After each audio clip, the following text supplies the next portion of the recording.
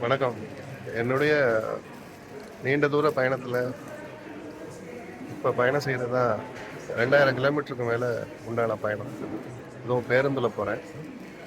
பேருந்தில் போகையில் இடையில இடையில சில சின்ன ஹோட்டலில் அனுப்பாட்டுவாங்க. அந்த ஹோட்டல் எல்லாமே மிகவும் வசதியான லக்ஸுரியான ஹோட்டலாக இருக்கும். இந்த மாதிரி ஹோட்டலில் நிறுத்தும்போது இங்கே வந்துட்டு எனக்கு தேவையான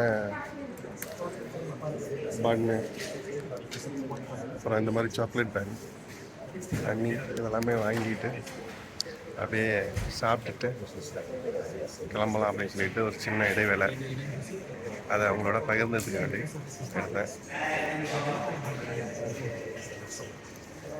நீங்களும் அந்த மாதிரி வரும்பொழுது ரெண்டு கழியுங்கள். நன்றி, வணக்கம்.